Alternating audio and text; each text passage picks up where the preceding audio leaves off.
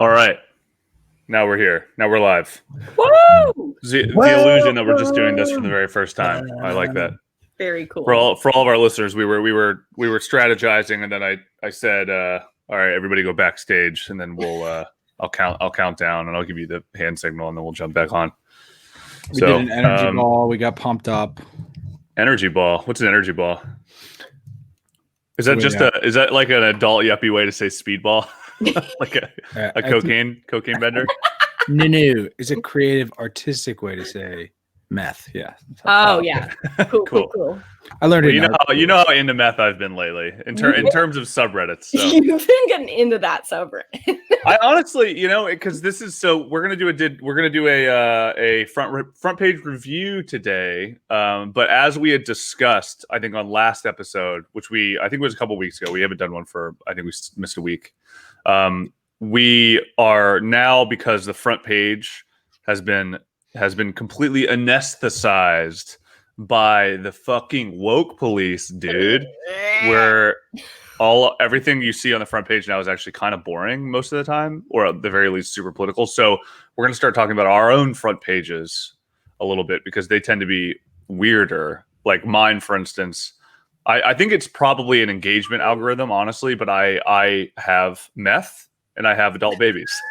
Those are the two that are always climbing to the top. So front and center. I know, but anyway, so Freed, what I was going to say, by the way, when we were off camera, that I wanted to mention is I got the baseball mitt this week. Very excited that you're mitting around now. Very excited. So I basically got like a competitive infielder mitt. So it's just like it's very tight. It's all about agility. Now, are you going to start good for an adult baseball player? I'm trying to. Yeah, I feel like, I don't know. I'm torn on whether I want my career to be a professional Reddit podcaster or a professional baseball player. MLB. Yeah, totally. I haven't decided. That's I awesome. think it's kind of like 50-50. Like I could do them both. Yeah. So it's just good. Baseball, I think, is the hardest sport to casually pick up. I've seen it happen a million times with a million friends and even myself. Yeah. And it's like, oh yeah, that game I played as a kid that I was pretty good at, 22 years ago. Right. I'll just pick it up. And then somebody who can like throw a ball really fast, whizzes one at you, and you're like, yikes. You're like, wow, Yeah. this is not fun. Not only did that hurt my hand, it was very hard to catch. And not even talking about hitting the ball. Whew. Yeah. So I got the baseball mitt with that grand ambition, and then I think you remember when I used to do this anyway. Let's go train. I'm down, but I've been going to the batting cage again. Oh, nice. On my own. I think when we first met, I was going through a batting cage. You were going to a batting cage, and we met a couple times to hum the old pigskin around, the old leather ball. Oh! How are you breaking in your mitt? That's what I'm doing. I'm just all day. I'm just going just to break it in. You should actually just do that throughout this whole pod. Just I could go get it. Talking.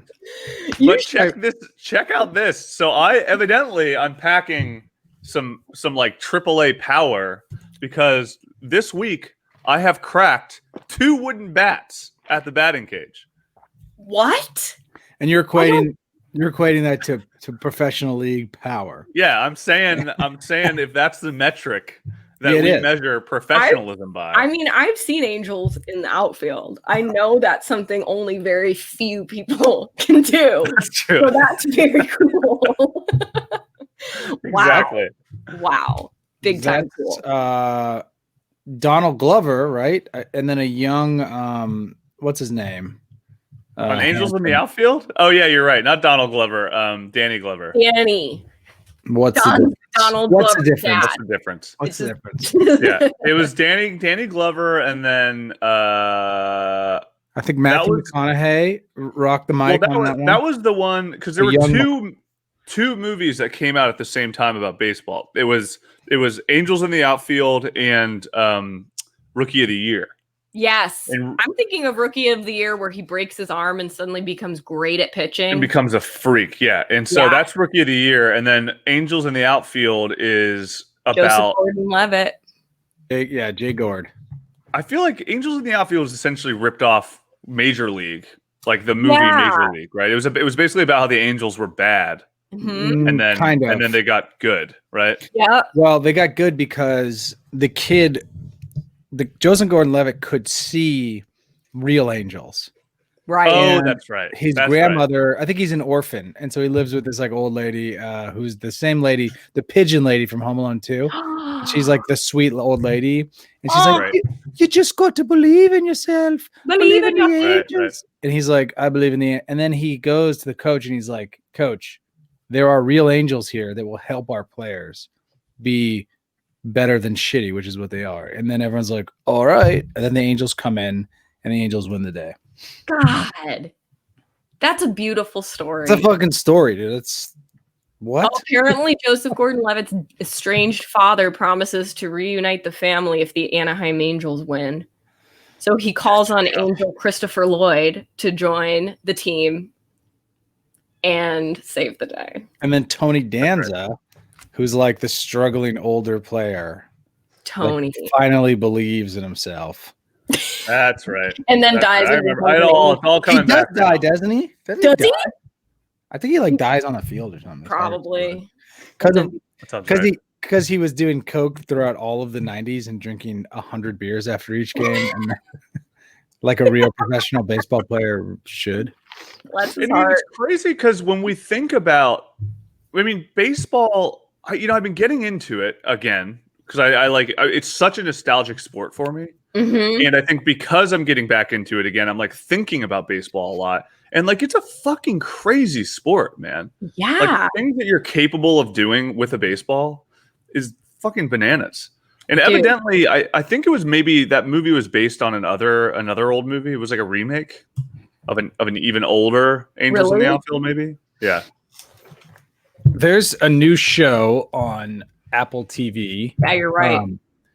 And it's kind of a ripoff of Major League. Okay. It's called Ted Lasso, except it's not about baseball. It's about soccer. Is it any good? I saw they're pitching it hard.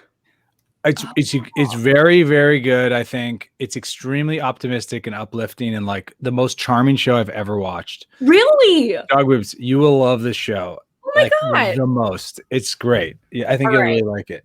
Apple TV free for a year. They give you a free year, so. Okay, I've been more open to watching things that are going to make me feel emotions these days. But this is all positive. Does mushrooms once, and all of a sudden you're like willing to watch Ted Lasso. I know. I know. Isn't that I was looking at it's the most positive, optimistic show. It's extremely charming. Nothing really bad is ever going to happen. And it's a nice change of pace. Everything else on Netflix, or you look through it, you're like rape, murder, spy, honestly, and you're like, I don't know if I'm just like, this one's the opposite. You're like, good. You're like, I could do this. I saw Boys State. So I've seen two movies this weekend, which I think is rare for me. Yeah. So usually when I have recreational time, I video game. That's like my thing. I play FIFA, or I play Call of Duty, or I play Last of Us. That's it. And so now I was like, you know what? I'm gonna get out of my comfort zone. Okay. I'm gonna watch a movie with my girlfriend. Yeah. And we watched Boys State, and it was very charming. Was it good? Boyfriend, bad. Yeah. I mean, it's worth watching. It was very looks awesome. I would say it's probably front runner for winning if they even do Oscars this year, it'd be the front runner for winning Oscar for best documentary. Wow. It just like has that feeling. It's like kind of seems like it's made that way. Yeah. But it is, it's like a petri dish of what American politics looks like. Wow. By way of a boys' summer camp, where the whole purpose is that essentially. It's like they just it's like a mock trial, but mock government essentially. Whoa. But it also has like a nice coming of age story. But then last night, so Christina stayed over to friends last night, which is not key for us getting a divorce or breaking up.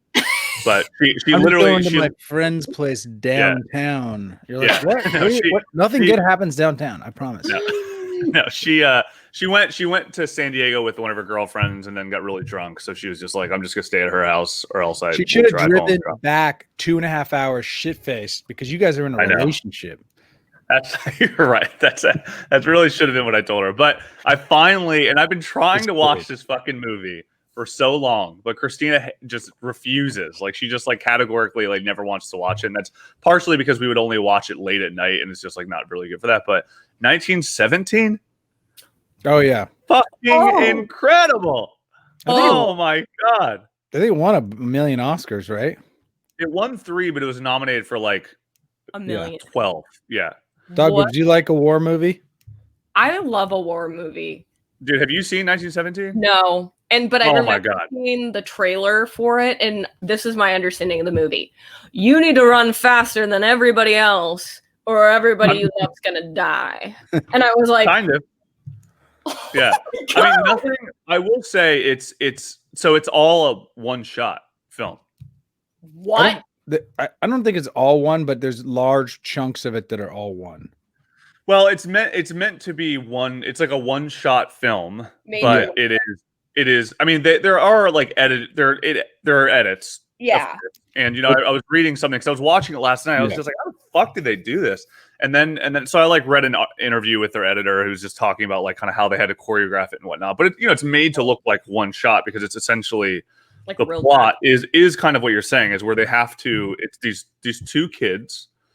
And every time I watch a war movie, by the way, I'm just like, They're kids. the horrors of war. Yeah, exactly. Like the infantrymen are these like 18-year-old fucking goobers Yeah. who don't know fucking anything, and like are all like out there getting trench foot and running around killing Nazis, and it's just crazy. But anyway, so it's about these 2 kids who have to essentially deliver a message across the battle line to another troop who's about to essentially walk into like a German hornet's nest. Like they're about to like have this huge battle, and the general's like, we got to call it off. We've got intel that Germany's been planning this, so they've been planning acting like that you can fuck them over, but you can't.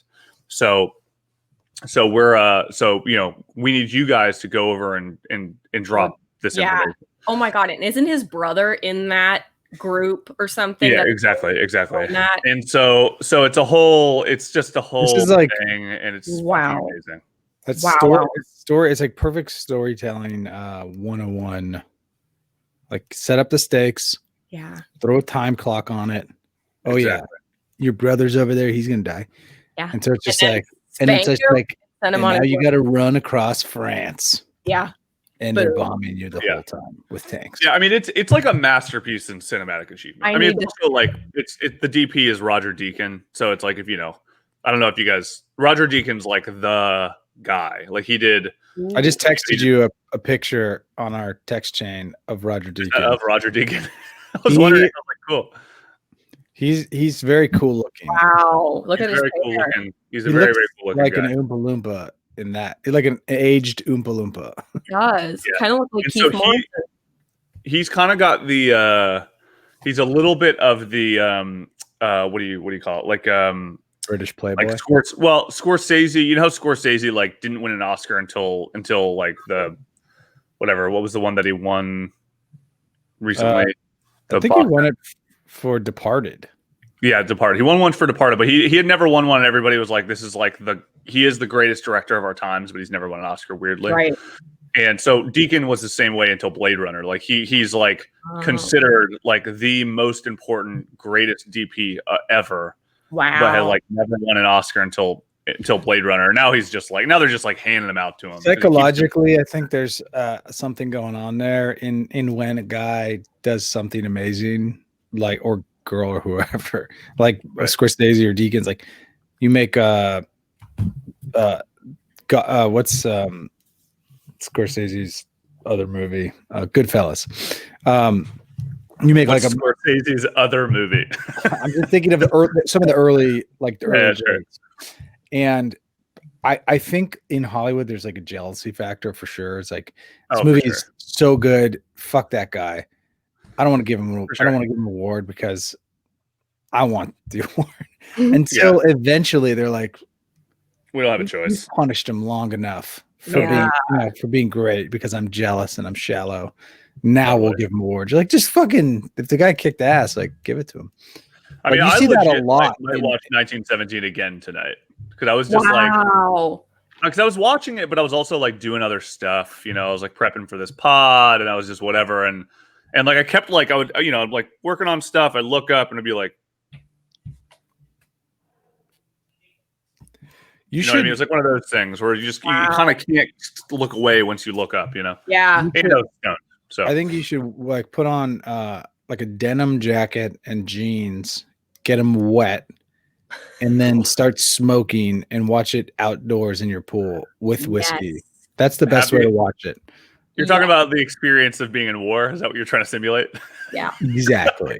Yeah. It's exactly like I knew that. somehow you were getting there. I mean, but you watch it and you're just like, war. Jesus fucking Christ, man. Like, wow. Get out of town, you know? But anyway, we haven't introduced ourselves. This is Did You Reddit, a weekly podcast, a weekly podcast about the internet by way of about the internet in film.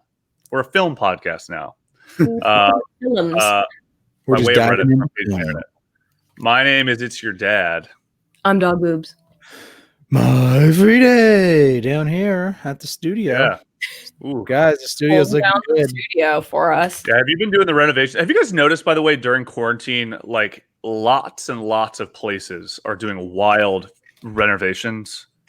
They've been building a new apartment building next door to me for the entire time we've been in quarantine. I feel like they just started across the street rebuilding something. Like it almost feels like we're gonna come out of this and see a completely different world. It's bizarre. I mean, that's the dumbest statement ever, because obviously we're gonna do that, but like it feels like we're gonna come out, we're gonna like see new structures and shit. We're gonna be like, oh my god, like when did that get here? What is that? Wow, you got a new couch in your house. Wow. Like it's gonna be crazy shit. I mean, we just got new ruggable rugs. What's a ruggable rug? Those are the washable shit, right? Yeah. I saw a TV commercial for that. They're pretty cool, you guys. They're a new sponsor, Ruggable Rugs. They're a new sponsor. They gave you a discount code, right? Yeah, they gave me a discount code. So anybody who wants a Ruggable rug and wants to get 75% off,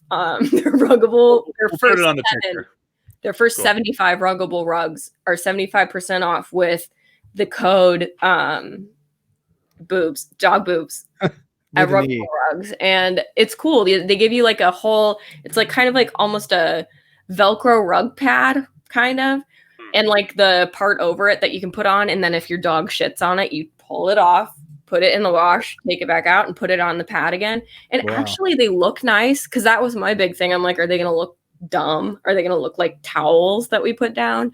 But they look nice. They look really nice, and they feel nice. And are they kind of designed for people with pets? Is that one? I think people with pets and people with kids and kids. Oh my god! People who barf. Yeah, people who barf. People who like to drink quite a bit. Yeah, adult babies.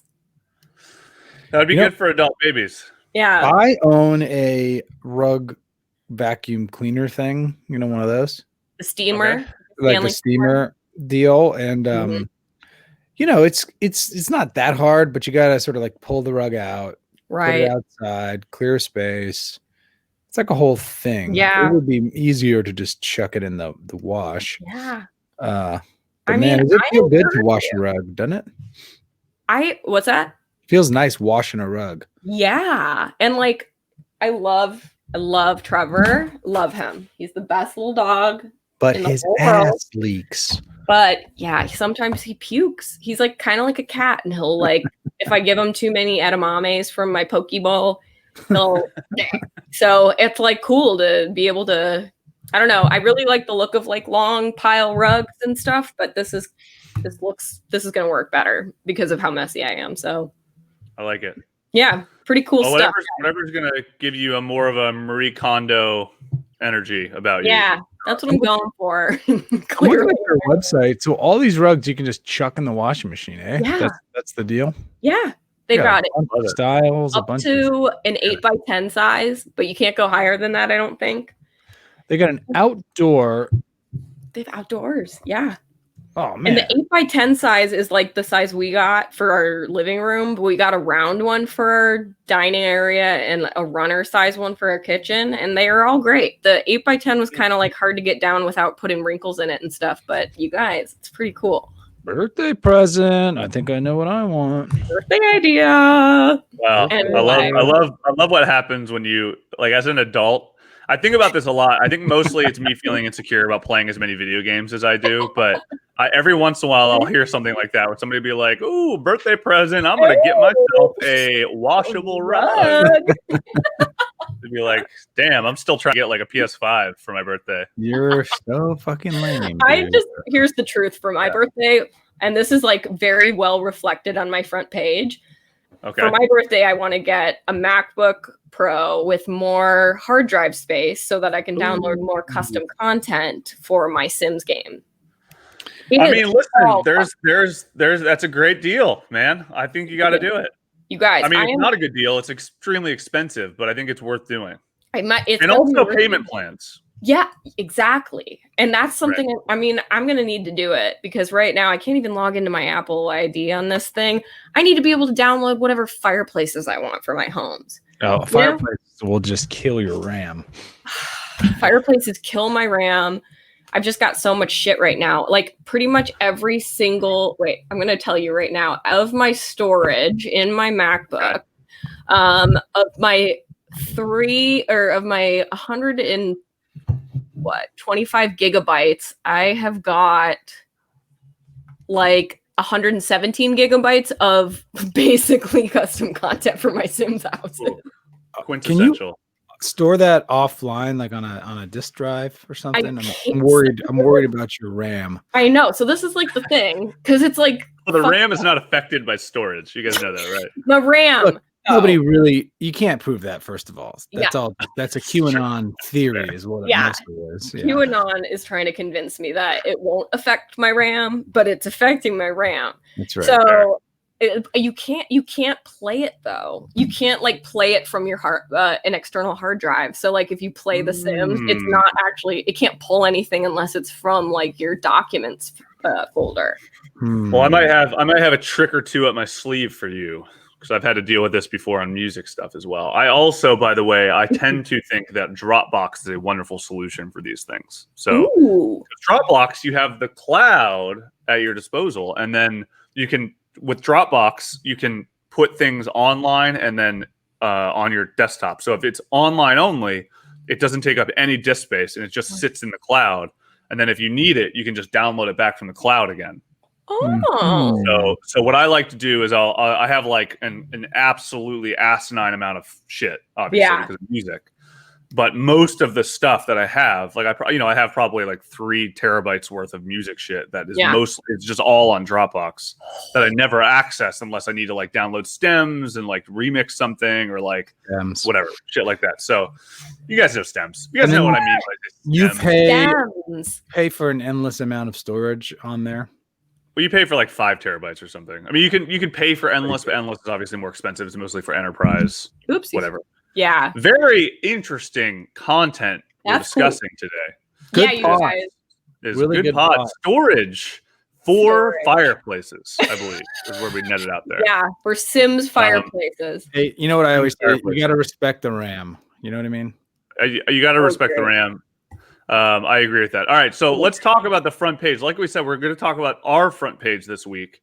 We're not talking about we might touch on the front page, but the front page is a lot of like our funny, our picks.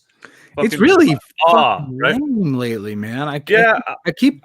I'm actually less engaged with Reddit lately because the front page has gotten sort of boring, and then I'm not taking the extra step of digging in, because it's there, but like you have to sort of engage like the wormholes versus it used to just be on the front page. Exactly. I mean, that's my thing now, is like I subscribe to so much stuff that when I check Reddit, I will go through my homepage, and I'm finding little bits and bobs. But part of what I love about Reddit is discovery, and most of the stuff I would discover, I would find on the front page. And I'd be like, oh, weird. What's Belle Delphine up to, right? And I mean, the big thing actually. Oh, selling her farts again. What? Oh, selling her farts again. Oh yeah, of course. Well, she sold her bathwater. Yeah, but she's on to her farts next. Bathwater. I mean, would I buy a Belle Delphine fart? It probably smell like vanilla buttercream. I mean, I don't think I would buy it for the smell at that point. I think I would buy it for the resale value. digital, the artifact of the 2020 like matrixy simulation that we're living in. Exactly. That you could be like, yeah, remember when we were doing that thing? Oh, I have one of those. I bought one. I thought it was really funny. That's like, so I would buy a Delphian fart. And I bet you it would come in like a little Voss and stuff. You know what I mean? 20 years from now, that's going to be worth a lot. It's true. Hell of cash. Hell of cash.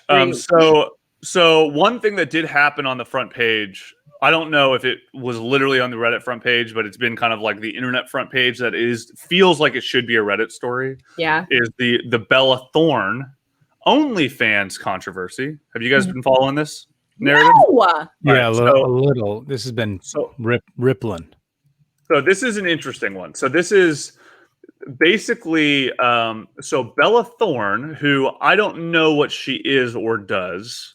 She's started a Disney actress, like a Disney show actress, and then she kind of grew up and became a bit of a shit show. So that's the thing. She just is like a shithead person. Kind of not a shithead, but kind of a shit show. Okay. So so my understanding of the situation, but also I think this is mostly true, is so she started in OnlyFans. OnlyFans, of course, has become the democratized platform for sex workers primarily to be able to sell pictures of themselves. You don't sell, I think the line of prostitution where it's truly illegal is you don't sell sex in any physical interaction.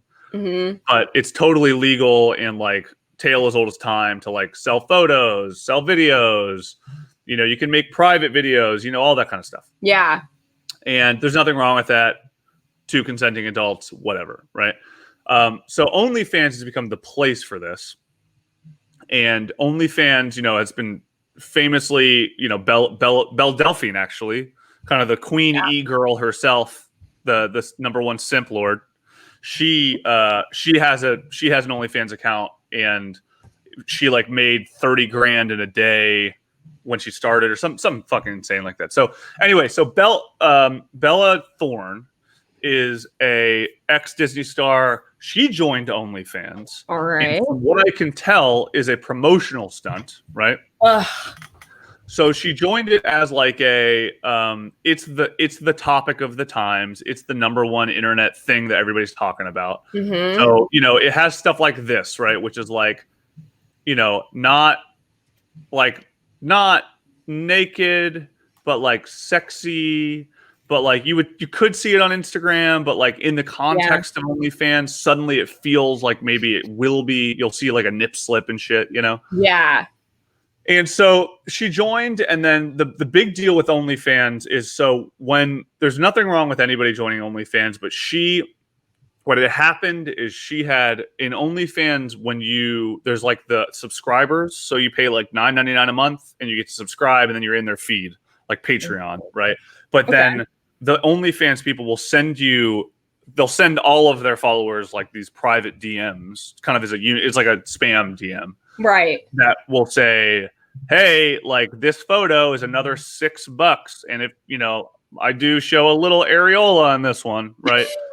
and then, you know, you pay for that. And then it like goes from like a blurred image to a normal image. Right. And so Bella Thorne, evidently, she broadcasted that she was, there was a video where she was fully nude or nude in some capacity. And it was like $200 to buy it on the DMs, right? Okay. And then people were buying it, and then it wasn't fully nude, so people were just like, "What the fuck? False advertising! I want my money back." Asking for a refund. And Bella Thorne's like, "I don't care, whatever." So they obviously went to OnlyFans admins, asked for a refund on this because obviously it was a bait and switch, and then so they had to give so many refunds, evidently, that they were losing a lot of money, and it screwed up their financial system. What the hell? So what ended up happening is now there's rules at OnlyFans where you can only charge or you can only tip because it's a tip. It's tips. It's not charging. It's like you can only tip like $50 at a time now. And then the way it pays out is it has to pay out it pays out like every 60 days or every 30 days instead of immediately. So she's fucked up the income of like a ton of sex workers. Tons of people. Yeah, exactly. So that's the whole thing is like she did this gaffe that by the act of doing that, it changed the back end system that OnlyFans functions on. And then because of that, all these sex workers are like, bro, like I need that fucking $12. If I only get $12, I need that $12 now, not not on the end of the month. I need it now. Yeah. Oh, and I was just about to do this like really raunchy video that like I used to charge $100 for. I can only charge at tops 50. Like fuck you, Bella, right? And then, so go for it. No, that's so like that's fucking frustrating. It makes them say like, well, fuck, I'm not gonna like start releasing the same content for half off. People are gonna start leaving OnlyFans. Right, totally. And so this is a really interesting thing too, is like, so this is kind of the underpinning of it that I find really compelling that I've been trying to wrap my head around is so you've been seeing her post. So if you're just listening, we will post this on our subreddit, or if you want to go rewatch the video, it'll be on Twitch and then Dominic Russo's YouTube channel, which is an Italian man we hacked to take his YouTube content and post ours on instead. Yes, right. So if you look at this Vanity Fair article I'm looking at right now, is PT1. So part 1, this is her going through the sex work thing. It says, remove the stigma behind sex work, and negativity that surrounds the word sex itself by bringing a mainstream face to it. That's what I was trying to do, to help bring more faces to the site, to create more revenue for content creators across the site. This is her apology, right? Bullshit. What's interesting about that is like a lot of people are saying destigmatize sex work, which I think is great. I think it's a good idea. I think it's important. I think a lot of people, particularly in our quarantine and everything that's happening with COVID, like they're using sex work as a way to monetize. Yeah. And and that's totally okay. Cam workers. Yeah, we're all. Yeah, I mean that's like a fine thing. And I think I've said it on this pod before, but like I definitely advocate paying for porn because it's like stealing music. You know what I mean? Like, you know, you pay for people for what they do. So if you're gonna like watch porn or whatever, try to pay for it if you can. I think it's a good idea.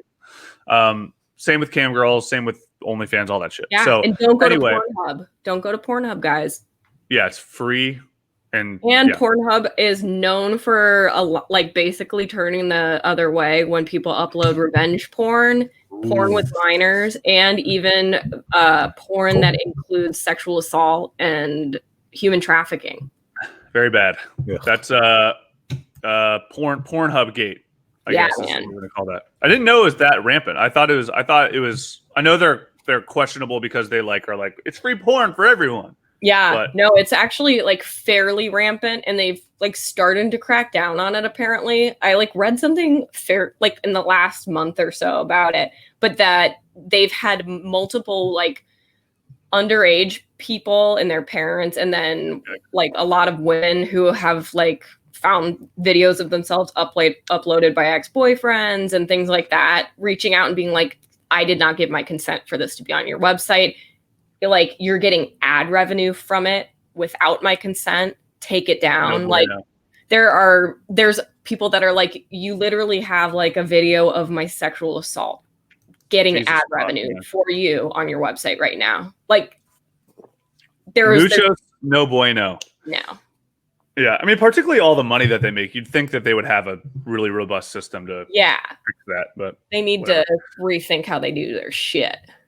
Yeah. But anyway, so Bella Thorne goes on and talks about obviously like normalizing stigmas, whatever.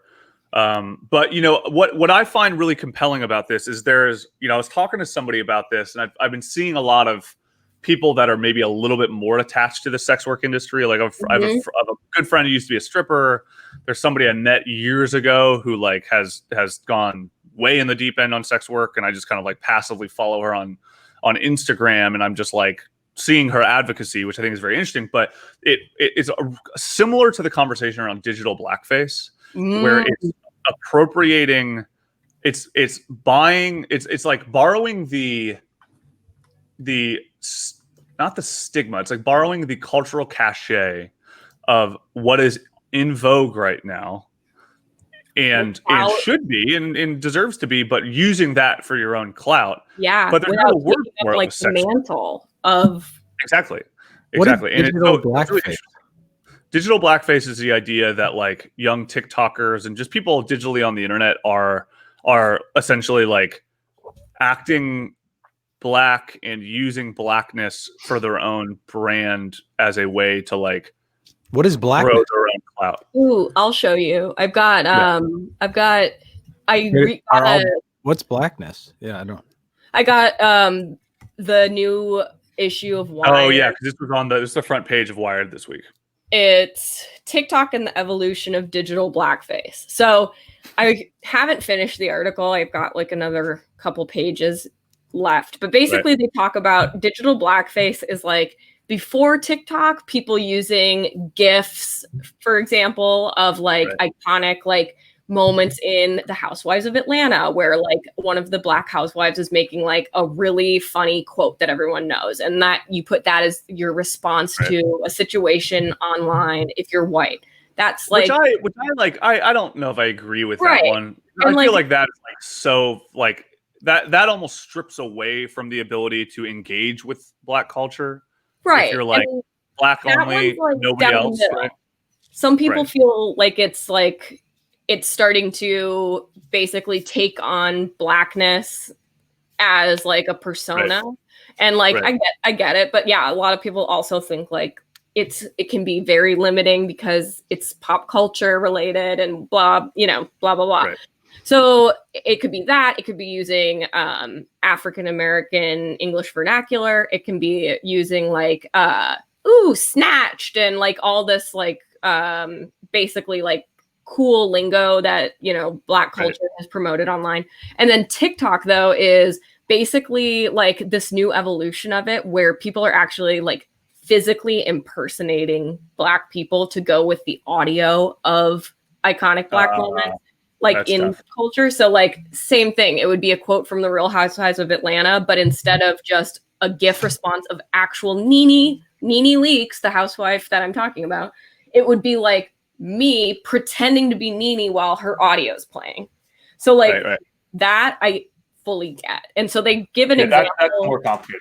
Yeah. So they give an example in this article that's pretty interesting of like this kid who's white going through an airport and passes by Spirit Airlines. And it's like everyone knows Spirit Airlines is like the shittiest airline in the world. And suddenly, like, the audio from this moment on Real Housewives of Atlanta plays, and it's like when Nene goes, "Oh, child, that's the ghetto." That's the quote. And he has that audio play, but then he does like a snap and like that and rolls his like backpack away. But he's white. So it's like people are saying this thing is not okay. This isn't comfortable. You know, it's starting to feel like minstrel-like and like you're caricaturing. Yeah, totally. So that's interesting. So go ahead, Doc. Sorry. No, that's basically it. But yeah, it's interesting because it goes from like the GIF point and like using some words that people are saying like, hey, it's really. Some people are very uncomfortable with that. Some people aren't as uncomfortable with that. And this new evolution, I kind of am seeing how it's like, yeah, this is getting a little more easy to get on the na side, you know?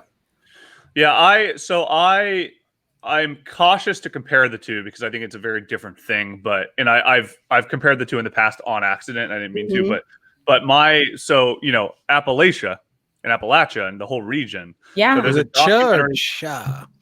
It's Appalachia.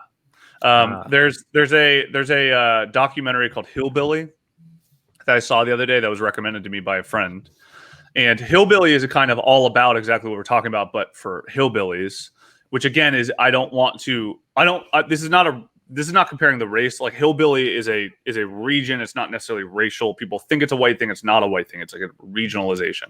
Right. But a lot of what they were saying was about how culturally damaging like the Beverly Hillbillies were to the perception of Appalachian people and things like that, because it's taking this rich cultural concept and minimizing it to a stereotype or minimizing it to kind of like the things that are iconic to that person or that kind of person, and kind of, you know, in doing so, you're like, it may not be just about like in the same. I think this is actually where the blackface thing I think is comparable, where it's like, you know, borrowing it without recognizing the reason why someone talks that way, someone's behavior is that way. Like even the concept of a ghetto, right? Like minimizing that to a TikTok is complicated, because a ghetto is a very complicated concept in terms of like why those things happen, how a ghetto develops, and why it's a dominant part of the black community. You know, minimizing it to a TikTok by some flipping kid is not good. And in the same way, again, it's like if you're like talking about like hillbillies with rotten teeth and, you know, doing this whole caricature of hillbillies, well, like, you know, talking about poor health of a region as a caricature is like very dark, you know, because it's like there's it's like people with bad teeth don't volunteer to have poor hygiene, you know what I mean? Like that's a byproduct of a lot of systematic problems. Yeah. And it's like not something for us to sit back and like laugh at. And you're right. This is one of those instances where, for example, when people are like, oh, well, that's, you know, racist against white people. When it's that broad, it's like, no, because like that generalized white, you know, thing that you're talking about isn't going to hurt white people. It's just, totally. But when you're talking about like Appalachian people, or however I should pronounce that, I always thought of Appalachian, but it's a regionalization. Like some people say Appalachia, some people say Appalachia, some people say Appalachia, right? I think it's a tell. It's a tell if you're from there, you're from one of those city slickers. Yeah, Appalachia, and it's like Appalachia. And it's like here comes another city. Appalachia. You're right. Like making fun of those things actually can hurt people in that region. Like continue to hurt them and marginalize them. And that's really fucked up. It's pretty interesting, and I think it's obviously complicated for a lot of reasons. But I think that's it's an interesting Timmy P base. Fucking always with the Timmy P base coming through. I always like when I hear his name, I'm always thinking like he's just like doing this all times with the bass up to his chin, which I love. Guy slaps it hard, if you know. He's a slap bass. His nards. I don't think it's true, but he's. So what I'm hearing about this digital blackface is you guys both love Spirit Airlines. That's pretty much. Pretty much. That's what it comes down to. Spirit. Yeah, I mean, I think between the Bella Thorne thing and the digital blackface, and a lot of these things, I mean, I think it's understanding the context in which it's shared and respecting the respect. Like if you are a sex worker, or if you're like Bella Thorne, like I mean, it's complicated because I'm kind of almost like Bella Thorne. If you're going to participate in sex work, you have to be a sex worker. So like, sell us your nudes or get the fuck out. Right. It's kind of like stolen valor. It's stolen valor. She's doing some stolen valor. It's bullshit. It is.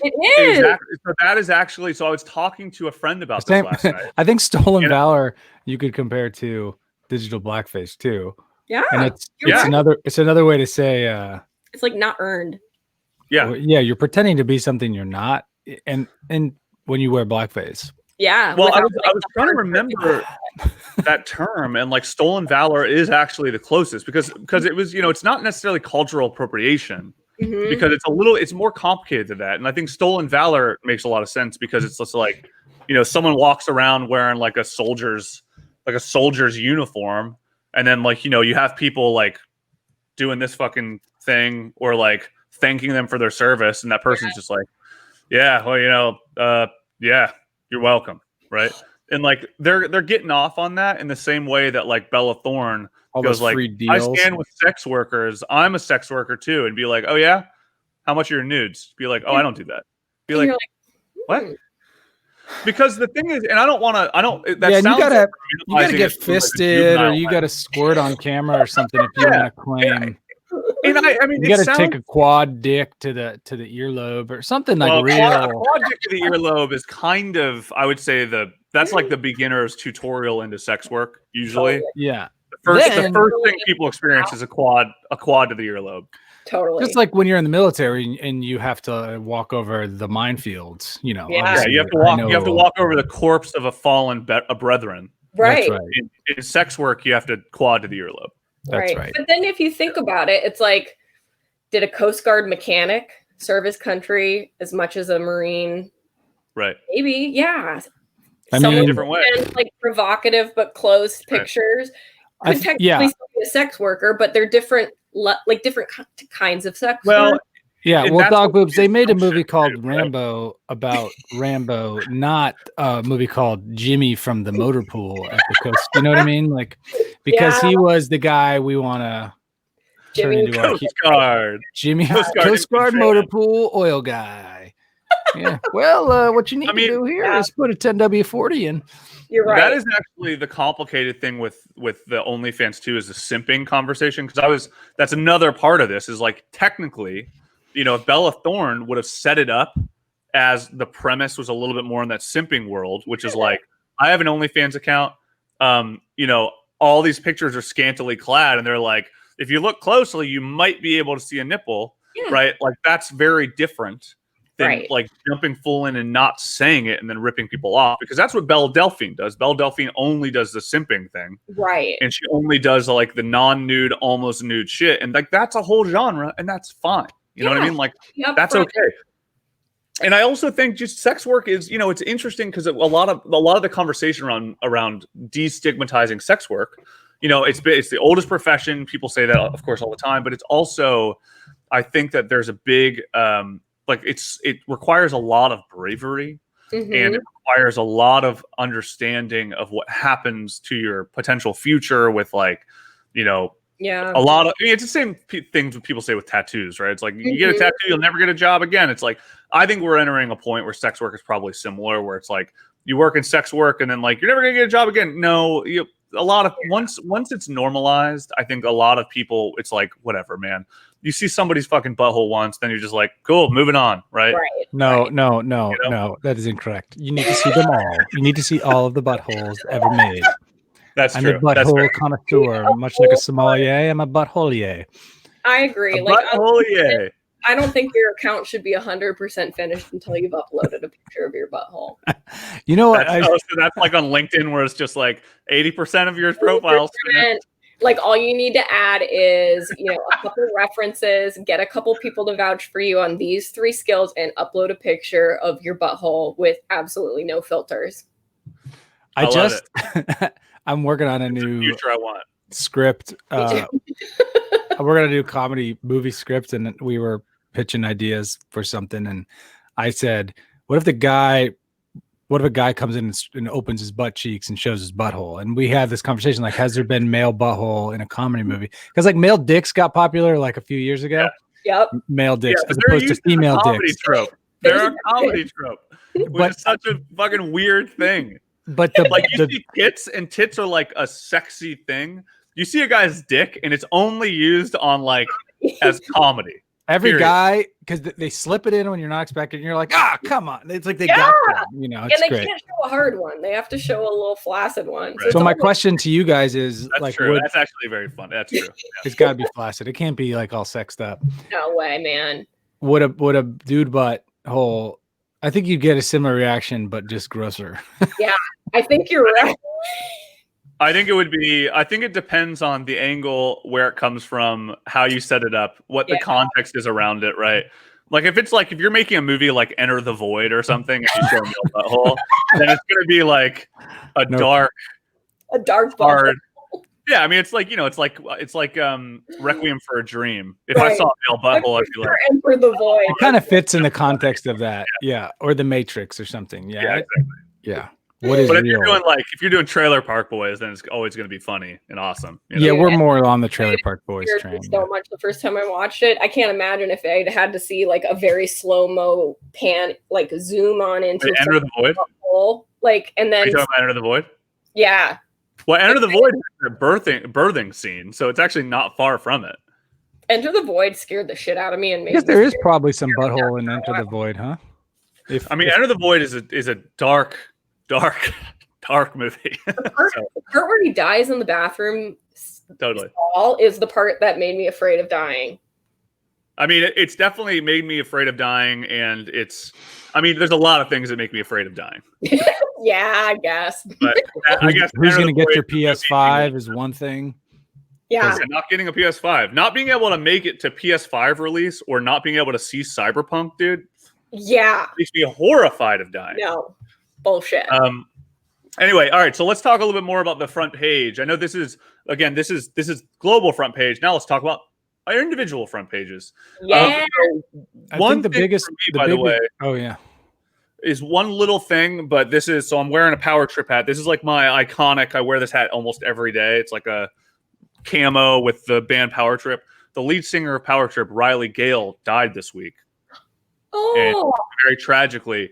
No one really seems to know, but from what I've heard, he died in his sleep. I don't know if it was COVID related. I don't know if there's an overdose. I don't think it was suicide, but it's very tragic for the metal community.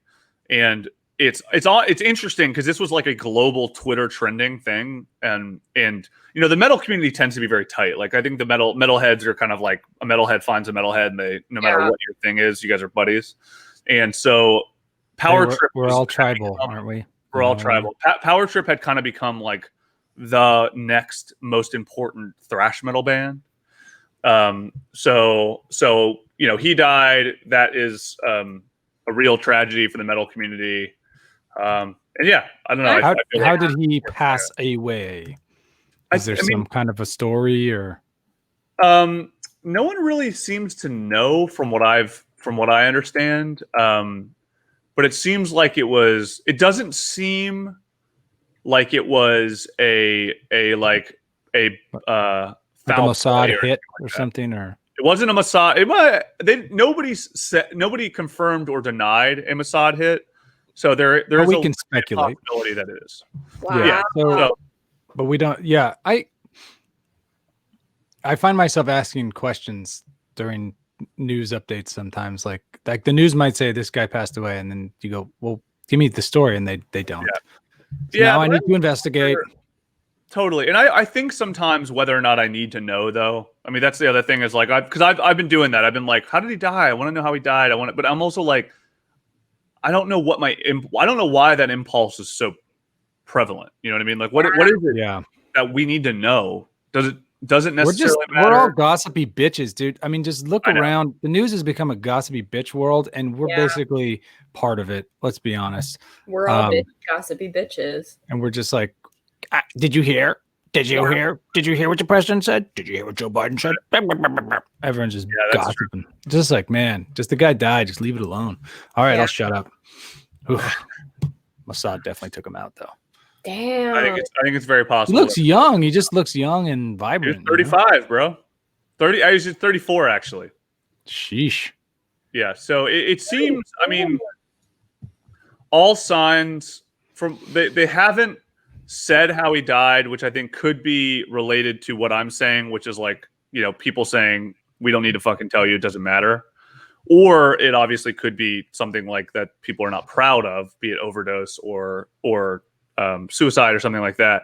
But again, I'm kind of like, right now is not necessarily the time to figure that out. It's funny you're talking about Mossad, because we're watching a video. We're watching a Power Trip Palestinian power. Yeah. Whoa. With Execution Facts is one of their famous songs, and it's like it has all these clips of the Middle East. So maybe you got taken out by Mossad. Can I ask a question? Sure. It appears that this show is extremely, I would just say, mostly dudes. There are a lot of dudes. Metal is a very dude-heavy thing. Totally, I get it. Like, as a rock star, like, I think part of the reason you get into this business is to get on the tour bus with all your babes. Yeah. Do these guys go on the tour bus after it was just a bunch of sweaty dudes, and they're like, that was fucking tight? We'll see you next time. Kind of. I mean, there's a little bit of a. It sounds misogynistic, but are they partying with any rock chicks? Or do they not exist in this space? Well, interestingly enough, so Power Trip in particular was actually they're known for being a outspoken like leftist kind of Very almost cool. radical justice group as well. Weirdly enough, like they're kind. I mean, they kind of are that, right? So like, first of all, they in their statement, they were like, don't give us flowers, don't send flowers. Anything that you would spend on flowers, please spend on the Dallas Hope Charities. They were from Texas. They're like famously a Texas band because Texas, of course, is also a very conservative place. So their whole thing is like, I don't remember where it was. That's like, by the way, good piece of advice. Like, don't get flowers, donate the money somewhere else. Honestly, yeah, donate something. So their song. So this is an issue one. So Gale stood out in the metal scene for using his platform to speak for political and social justice causes. He was a critical of Trump, and his band once tweeted a cease and desist to Fox News after the network used Power Trip song "Nightmare Logic." If not us, then who? Which was inspired by John Lewis, the late civil rights legend. Wow. So they were like the right kind of band for metal. They got like a Rage Against the Machine vibe. A little bit, but the thing that was nice about them is they were like white dudes who kind of look like rednecks. Like they kind of look like me, and that's like why they have this hat. Is like Riley wore baseball hats and was like, yeah, this is him. Wow. So it's like, this is their vibe, but they were like standing up for the right shit. That's awesome. And they had a quote. I feel like I'm super paraphrasing this quote, but they had a quote that was like, "We understand that we're white guys making music for white people, but if you're that kind of white guy, then our music's not for you. So get the fuck out," or something like that. So I love that. So yeah, they're a good force. Rest in peace, Riley Gale. Fucking major bummer. So that's crazy. Young man, sad. Chadwick Boseman as well also died. Sorry, just Chadwick Boseman as well. I mean, that's another one. That's like a hot Reddit one. That one's a very big one on Reddit, I think, because of the Marvel community on Reddit. Yeah. And Chadwick Boseman, of course, was he the lead in Black Panther, or was he just like one of the? Yeah, he was Wakanda. Yeah, he was Wakanda forever. Yeah, so he was the Black Panther, and he passed away from bowel cancer, which is fucking brutal, man. Like that one, I've heard intestinal cancer is like the worst. So very, very sad for that. I mean, he had it for 4 years, evidently. So that's a tough one. Yeah. Talk about a bad Trump presidency. No kidding. But yeah. Like we just, my roommate and I just watched Black Panther last night. Cool. Because of the news, we were like, oh man, you gotta watch that again. And geez, it was so fucking good. It was so cool. I remember when I first saw it, I was a little like, little girl. It's just like I was a little girl back then. It was I was like, it's a superhero movie, but that was before I got super into the Marvel movies. And so now I've watched it after like watching all the Marvel movies and stuff, and it's just fucking fun. It's just great. I know this means that I'm like a terrible person, but I've still never seen Black Panther. Oh, dude, I can't believe you're admitting that. Jeez. I know. Well, the reason though is because I don't like Marvel films, and I'm not. It's just not my thing. Like if I have time to watch a movie, I'm watching 1917 again. Again. That's all I'm watching from now on. That's the only movie I watch for the rest of my life. I think Black Panther is much like a lot of the Marvel movies. It's just like a bunch of crazy graphics and costumes. And if I'm with you, Dad, I'm just kind of like, I don't the fucking old I am, man. I'm like, I'm not into it. I don't know. No. But that goes for like all of them, really. Just you know what it takes? You guys have to get super clinically depressed and then have all the nights wide open where you don't know what to do with yourself. And then then look up a bunch of lists of what order to watch all the Marvel movies in. There you go. Order. Well, I think there's my famous quote to live by is why watch Black Panther when you can watch Ken Burns baseball. So it's a good point. And educate yourself.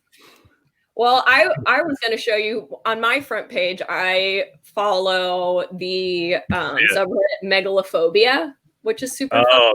This is about ocean or size? This is about size, just like things that are fucking huge. And so the ISS, I don't know what it is, but it's Space Station, International Space Station.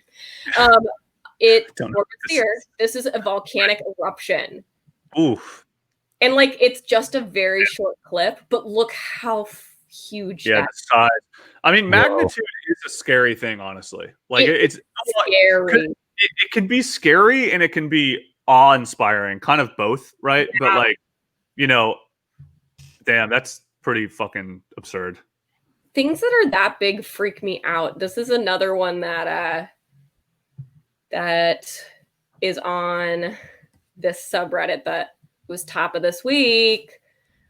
An Imperial Star Destroyer compared to Manhattan. Whoa. Wait, what's an Imperial Star Destroyer? That's a Star Wars thing? Star Wars Empire ship. Wow. Those are the ones that when like the Empire shows up and that you see the big cloud overhead and they're like slowly floating in. Cool. That's how big these things are. That's pretty fucking wild, man. That's a lot of manpower. It's a lot of hypothetical manpower. Crazy. What is it? Is megalophobia? I've never heard of that sub. It's so cool. Like there's another like it shows there's a top of this week was kind of cool because one of them is a gigantic fucking moose that is just walking through the forest. Like who knew, you know? Like let's see if I can Megalophobia. MEGA for all of our listeners at home. MEGA. How big that moose is for all you. Look at it. It's a big animal. It moves differently because of how big it is. I mean, that's fucking bananas. Think of carrying those. It's interesting. You know what's kind of cool about this sub actually is it doesn't actually have to be real to be scary and impressive. You know what I mean? Yeah. Like some of these examples, like we're looking at this moose. This moose is real, you know, but that starship wasn't real. And then some of the other ones I'm seeing are like falling in the water next to this big rig. Oh, this is damn. Oh, I would love to do this. Oh, wow. Really? Okay, let me pull up the oil rig. This would freak me the fuck out, but it looks actually very fun. So this is, I have it pulled up on my screen. So look at this. So this is just like somebody about to cliff dive off of this oil rig, which is, oh God, it's really, that's what the hell are you doing, you idiot? No. No, you idiot. You idiot. For all of our listeners at home, this girl does the. And then she totally chickens out. After she runs and jumps and then holds on to the bar. She's like, I don't want to do it. What? And then she ultimately falls in the water, but like flips and flops and looks like that hurt. Oil rigs are terrifying. I mean, very scary, but the thing is about this that's scary, it's like I'm not afraid of the jump. I'm afraid of once I'm in the water, man. Like I don't the jump is not the ocean. The jump's no big deal there. That's a casual jump. Okay, go to I just shared an oil rig swaying in the ocean waves. Oh my goodness. Ocean waves, scary. Wow. Like, this is I'm just not an ocean guy, man. Like the vastness of it is just too much for me. It's too powerful. Come on. Wow. I could never. That's too much. You see how big humans are compared to the oil rig. Oh my God.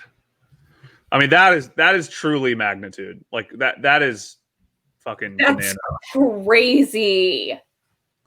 Yeah, I mean, this is a really interesting sub. I mean, what else? Yeah, because this is where, like, this is this crazy Buddha statue in Vietnam. That's actually really, I mean, this is actually quite beautiful. Yeah. But also, it's still one of those things where you see it and you're just like, what? How? Big. How did you do it? Yeah. So this is a. I mean, I could barely even start from the beginning so you can see the people.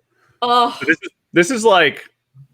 I mean, where does this sit in comparison to the Statue of the Lib? Good question. I think the Statue of Liberty is it's not as big as crazy you think because it's on a huge platform. Then the statue starts. I know. All right, let's second largest man-made machine on Earth is the Bagger series mining diggers. I mean, gotta get that gold, son. Got to get that gold. Crazy. Look at the saw. The size of that saw, like, ooh, baby. That would do some damage. God. That thing's badass. Yeah, this is. I can't. Forget about it, man. That's Forget about it. crazy shit, man. One more I gotta share. I'm sorry. Okay. You gotta see it. No, please. That's what this is for. Right. It's so good. Okay. Let me see. This one is descending into Ellison's cave, aka a big nope. Ellison's cave? Yeah, we don't mess with that cave. Cave Wow. shit out of me ever since I saw The Descent. Oh my That is god. the scariest movie ever. But can you imagine? I mean, I will say in the spectrum of how I would like to die, Cave diving. Cave diving. I wouldn't say cave diving because again, I'm not too fond No. of spelunking. But like, is this in water or is this just in a cave? That's just in a cave. Okay, never mind then. This is terrifying. I was gonna say like drowning is not to say I want to drown, but people say drowning is like kind of like a oh shit. This is tight, dude. Yeah. I'm right now. Damn, I'm fucking stoned. Right. I'm dead. Right? So I think that is a very different thing than spending the last 12 minutes of your life just panicking. Yeah. I've actually been doing. Here's another in conjunction with Laird Hamilton. One of my things I've been doing lately is the Wim Hof breathing method. I have some friends that turned me on to it. So Wim Hof has an app.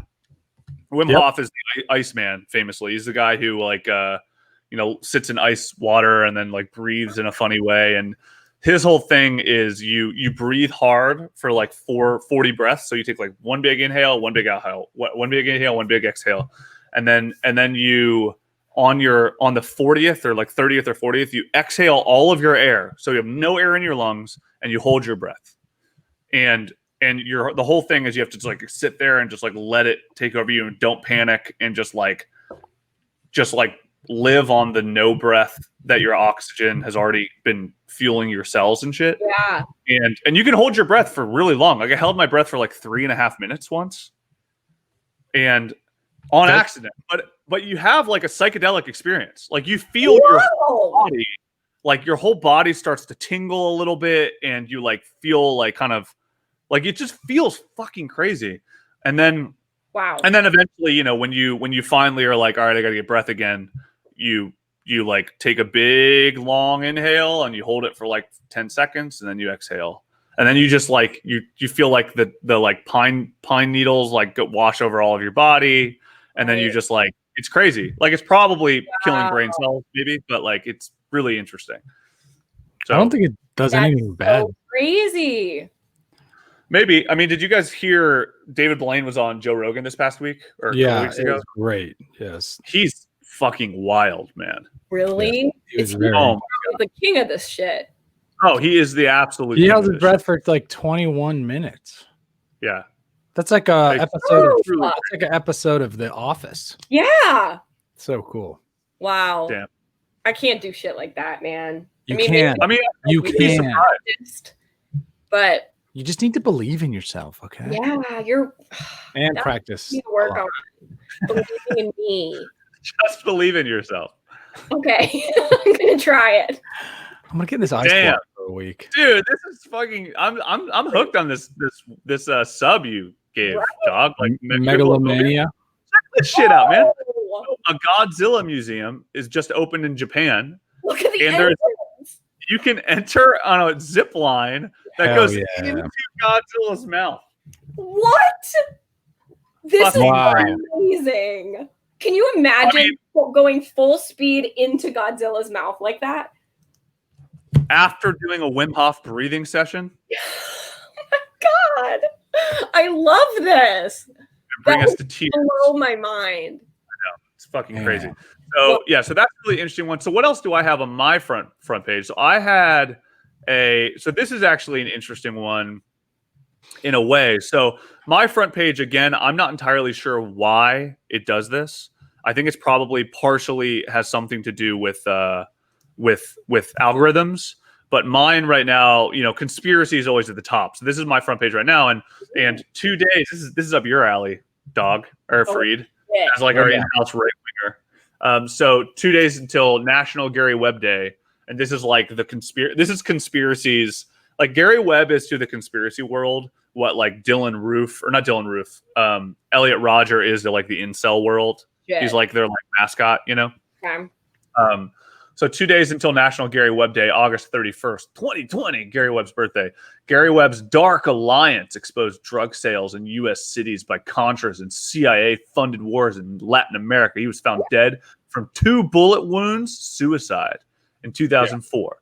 Maxine Waters found that a U.S. employee ran drugs. So this is. Do you want to explain this one, Fareed?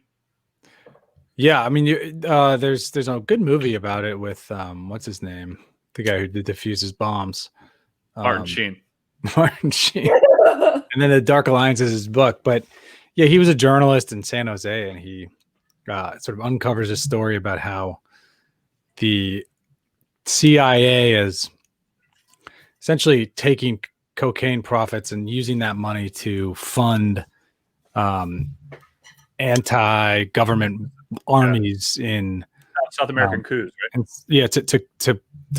to create South American coups. And so, you know, what happened is, like, while Reagan was campaigning on the war against drugs and Nancy Reagan was saying, just say no, the CIA was bringing hundreds of thousands of pounds of kilos of cocaine to Los Angeles specifically.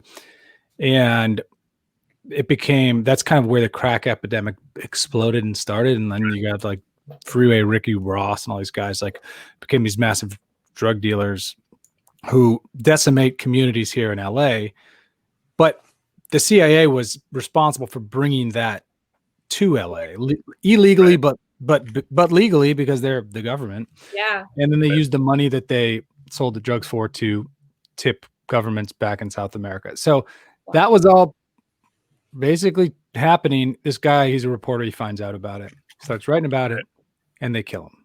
And so, you know, it's like the biggest fuckery of it all. And then now you have this population of people who are arrested for crack, cocaine, etc., throughout the late 80s, 90s, right, that have since further decimated these communities. And so he's legitimate. The ultimate. Oh yeah, for sure. I think the ultimate cover man, and then also like the ripple effects of bad government policy. And it happened to affect a lot of black men during that time, and so it's like another form of sort of racism, systematic racism, I guess. And and it was all pretty much right on. And then Reagan's campaigning against, you know, don't just say no to drugs, and piling it into poor black communities so they can heavily police and arrest all of them. Yeah. It's like all very, very fucked up, right? So, yikes. And Reagan was a real piece of shit, wasn't he? Yeah. Who knows if he must have known about this shit, but well, I wonder how in on it he was, you know what I mean? Because I feel like the president, as much as we always look at the president and go like, that president's a real piece of shit, but like, you know, George W. Bush was fucking just painting pictures of like ponies his entire 8 years, right? While like Dick Cheney was like committing war crimes all over the globe, you know. So I don't know if it's the Reagan move. Was the piece of shit, or if it was, you know, all the people around. I mean, but you know, it's just like anything else, man. It's like, you know, if we always talk about Mark Zuckerberg, like Mark Zuckerberg is the one that makes the decisions to do all this shit. Yeah. Mark Zuckerberg is not personally monitoring Facebook for right-wing groups. You know what I mean? He's busy on his electric surfboard with white. Yeah, he's electric surfboard. Dude, he has a smoker. Smokers take like 18 hours to smoke meat. He's got a big green egg and an electric surfboard, and he wears white face. Yeah. Yeah, he's by the way, as a white guy, I'm a little offended, you know. I mean, an Italian in America, I'm offended by the sour cream he smeared on his face while he was as somebody who loves sour cream, maybe too much. Okay, same. I'm very offended. Yeah, fair enough. Uses it. Y'all gonna be laughing when Mark Zuckerberg is living a melanoma-free life. You're right, and we're all the rest of us have boils. Picking scabs and freckles off our faces. That's what I'm saying. So but we got that vitamin D and he ain't got it, so you know what I mean? What's wrong with him? He looks like he's a wild person. He just looks like a mime. Which is close to it. This is where mime became meme. Oh my god, the internet is full circle. You're great. What an amazing headline from Yahoo.com. Mark Zuckerberg proves that he can get wet as he tries toe-in surfing with a legend, implying that he is not indeed a robot. Against odds, he proved he can get wet. Oh just my the world clowning Zuckerberg, man. So fun. Oh my god. Do you know the mighty Boosh right there? That's what that is. The clown. I mean, he fucking deserves it, dude. I mean, for all the shit that he deals with, it's like, or for all the things that he has fucked up throughout his reign as Facebook's chairman or whatever the fuck. I mean, that's hilarious. Facebook's kind of at the very least, you got to be able to clown on the dude. Was that? They're sort of the new Fox News, yeah, or ish, or. Well, I mean, they're like I wouldn't say they're the new Fox News as much as they are the amazing. They this is very fun. Wow. An image, a photoshopped image of an Xbox One video game made by Activision. Called Mark Zuckerberg Pro Surfer. With his like absolutely love it. God. Yeah. I mean, I don't think that they are the new Fox News, but they are the new. But it's such they're like soundbite. Yeah, but they're like because Fox News is deliberate. Like Fox News is a propaganda tool, right? And I think Facebook is like the what Fox News will become if it's all designed around bot driven moderation techniques, right? Mm. I mean, this goes back to what was the episode we did where we were talking about we did that such an interesting episode. I don't remember it. It was about that rule where you can't moderate things at scale. Yes. That was such an interesting one. It was like the Malcolm really fascinating. Gladwell. It wasn't Malcolm Gladwell. It was something like that. Effect. There was some effect. It was, I don't remember what it was, but it was whatever. I gotta look back in our episode list and I can't even fucking remember. But there's that rule.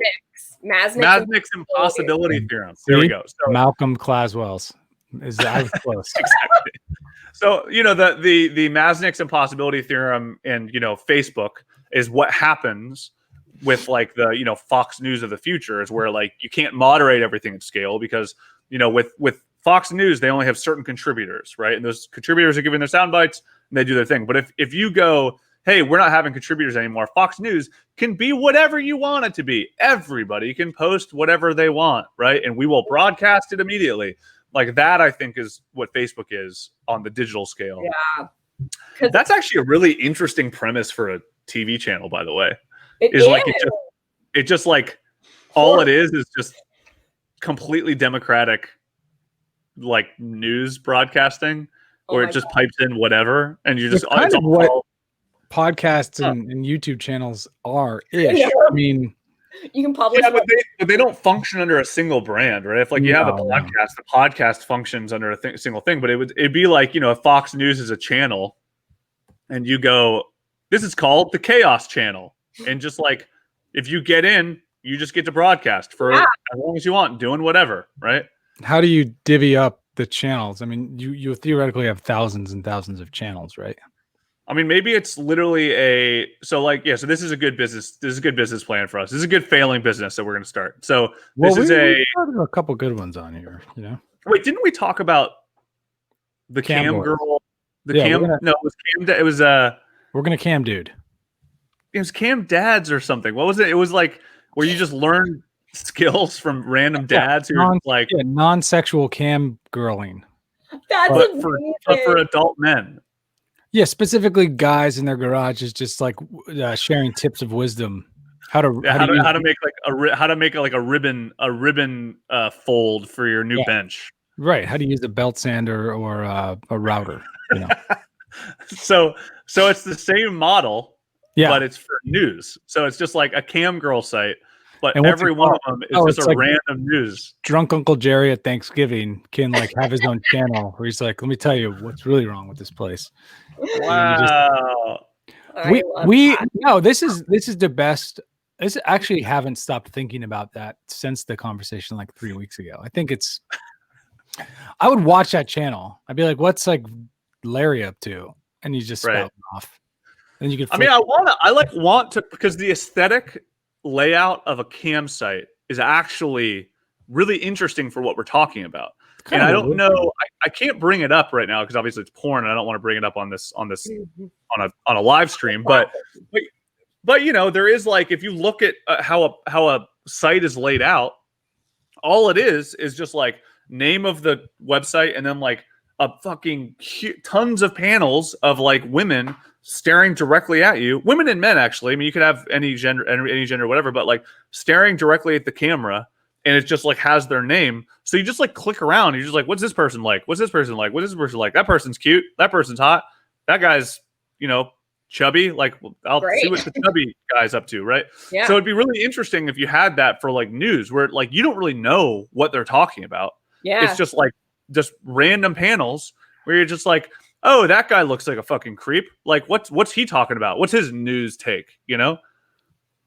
Oh, I think it'd be interesting. Experimental. I mean, it's interesting. It's a very interesting experiment. I mean, I'd be curious if it worked, you know. But what's our channel called or our site? Because I feel like the name has to say it all. It's maybe got to have cam in it, like crazy cam or creepy cam, or I mean, could be wham bam thank you cam.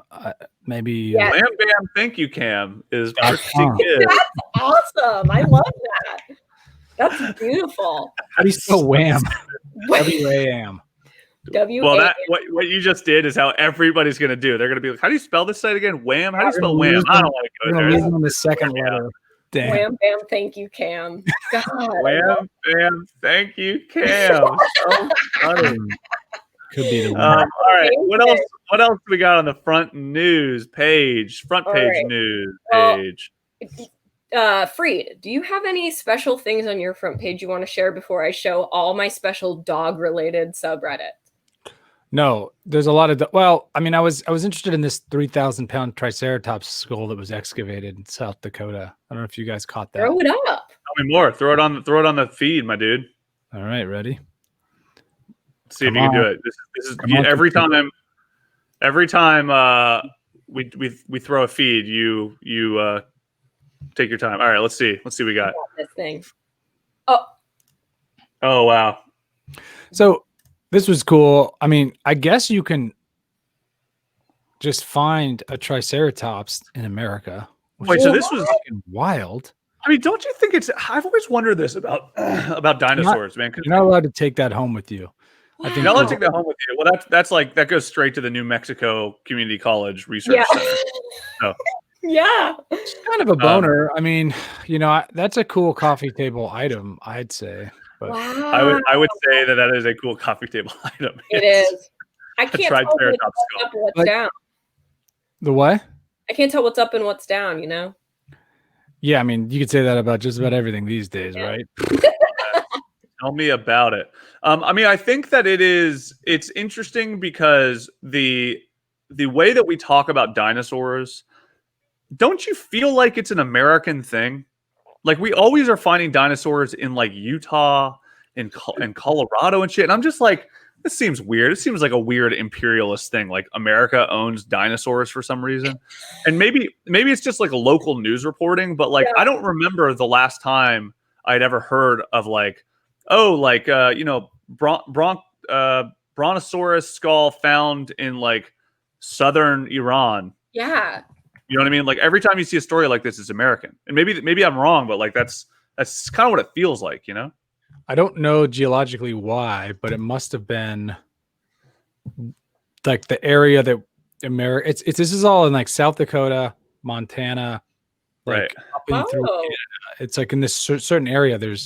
You can walk out and find all kinds of fossils. The Badlands is an area.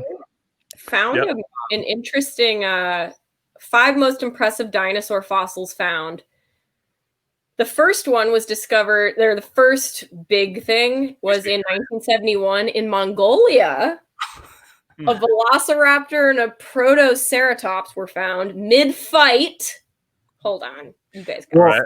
Right. I think there was a catastrophic event that sort of like that killed everything like instantaneously, right? That's what they say. And so so it was like, everything. Yeah, whatever you were doing, you like. Mm-hmm. And then I think you got covered in ash, and so things were preserved. It's pretty cool.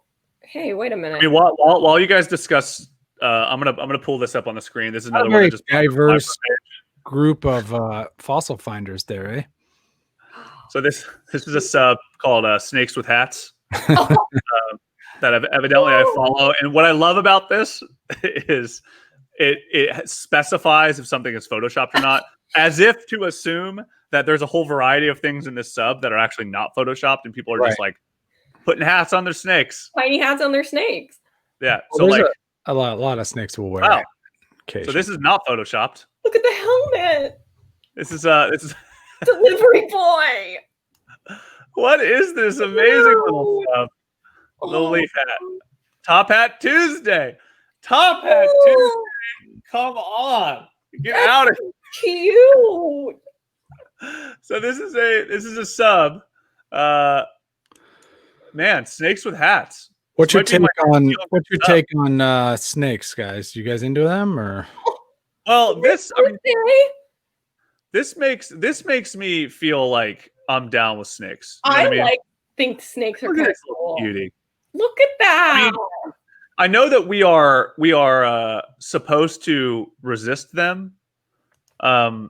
Like this guy does not look psyched.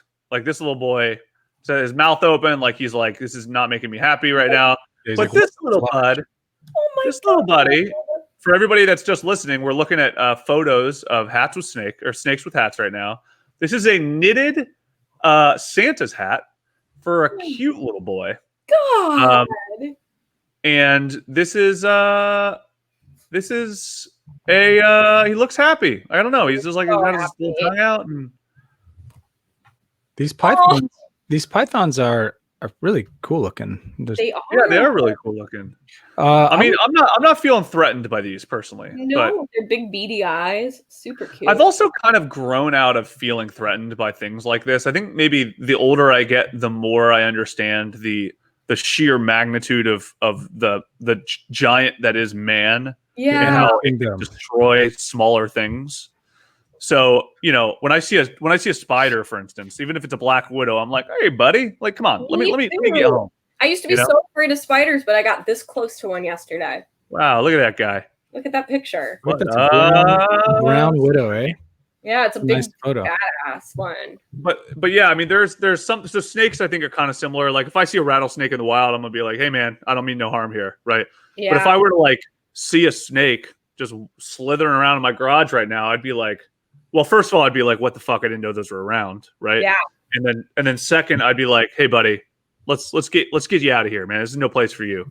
Yeah. Garage is gray zone. I think in the house is kill zone. Garage is gray zone. Right. Outside, that's your territory. We can have a mutual respect. That's my rule with spiders. Yeah.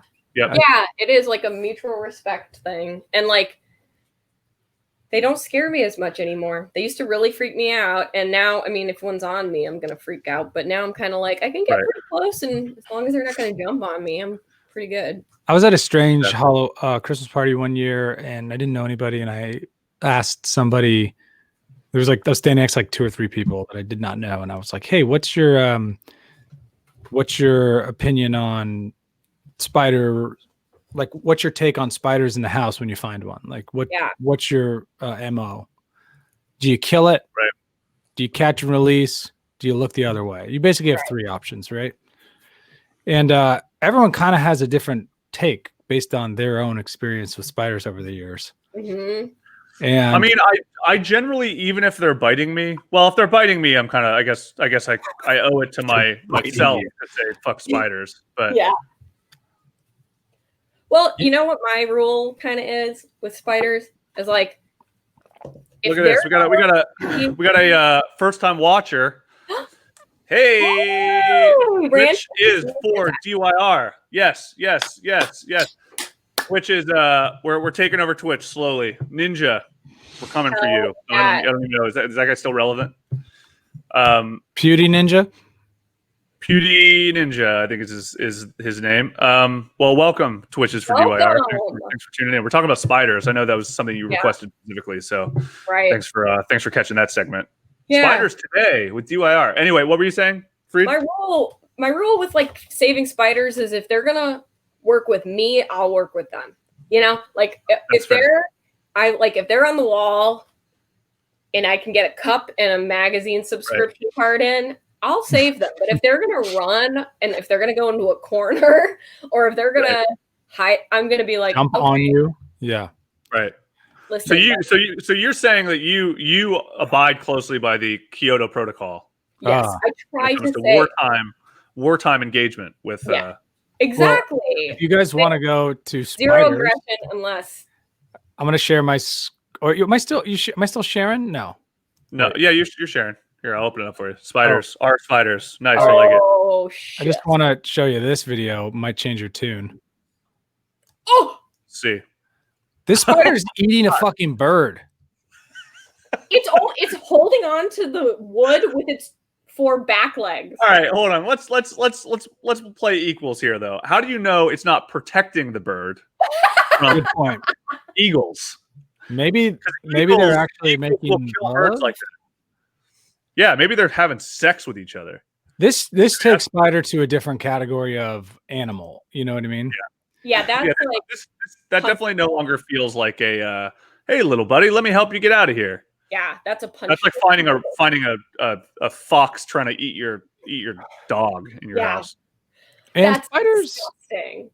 Spiders are essentially land lobsters, and we love lobsters. We eat them. So would we say we hate lobsters? No. But we should eat spiders, is what I'm saying. Yeah, there's a red lobster restaurant. I mean, do people is that a delicacy anywhere? Do people eat tarantulas like they're a They do in like Southeast Asia and stuff. They put them on sticks and stuff. But I've heard conflicting stories. I've heard from a couple people from Thailand area that this is to trap white tourists into eating fucking tarantulas, which is like hilarious. Right. Yeah. It's like a cultural goof on white kid fuckers. Yeah, it's like oh yeah, it's a delicacy here. Here's all the bugs we love eating, and then Americans are like, when in Rome, I'm on vacation. Yeah, and meanwhile everybody's just like these idiots. These fucking losers. I remember when I worked at Tastemade, there was like, you know, when they would like be like, we need someone from the office to be in this video, and I'd always be like, I don't want to be doing real work. Send me in. So I go in there. They tried to do that. They'd be like, okay, we're doing a blindfolded taste test. And I was just like, you guys are acting weird. Like, I can just tell. I'm not going to just blindly lift the blindfold. They were going to try to make me eat mealworms, a tarantula, cockroach, like actual bugs from like a culinary bug type of thing. Not like that they caught in the office, but like, I'm not. But you don't know that. They might have caught it in the office. They might have caught it in the office. I've seen them in the office too. There's got to be a million in 10 kinds of spiders too. I mean, they're all different looking. I know. They're just fucking creepy. But at the same time, less scared than I used to be. So that's fair. So I have stumbled upon a very interesting sub, and it looks like this is a lovely confusion that I'm trying to wrap my head around. Maybe you guys can help here. So this is a sub called Fuck Tammy that evidently let's all agree with one thing. Fuck Tammy, fuck Ollie, and fuck Pearl. Fuck Tammy from Rick and Morty. Let's forget the main sub, Rick and Morty. We hate any Rick and Morty content. We hate everyone who puts an effort in for the show we know and hate. But we love Cassie Steele. But that doesn't mean we can't hate that bitch Tammy. If you support Tammy, then fuck off. I don't understand. I categorically don't understand what's happening here. But the sub or the post is a particularly specific fuck Tammy. And this feels like LARPing, to be honest. Like, this doesn't feel real, but let's see here. So I caught my ex-girlfriend of 5.5 years cheating on me with her cousin, and she pulled a gun on me. I had to move out, quit my job. I lost everything. I've been depressed and suffering from nightmares and anxiety. I know this sub is for the character from Rick and Morty, but my ex-girlfriend is named Tammy, and well, seriously, fuck Tammy. So lots to unpack here. And then the top comment is even more confusing. It said, LOL, I thought this sub was specifically for Tommy Lauren, but fuck Tammy from Rick and Morty too, and your ex Tammy, fuck them all. Oh This my is some serious god. Alabama shit, though. So this is the joys of your homepage, right? I didn't know it. That's a I didn't know I beautiful followed this. sub. Yeah, I didn't know I followed this, and then like all these comments like are like I don't understand. Friendly reminder, fuck Tammy. Phoenix, like why? Tammy, seriously. Why? I don't Wow. understand. Yeah, so evidently this is just categorically about the concept of a Tammy. All maybe? right. Yeah, so Hey, fuck Tammy. So, all right, yeah. I mean, top of all time, our fuck Tammy will never be the same again. Spoiler. So if you're a Rick and Morty fan, maybe this is this.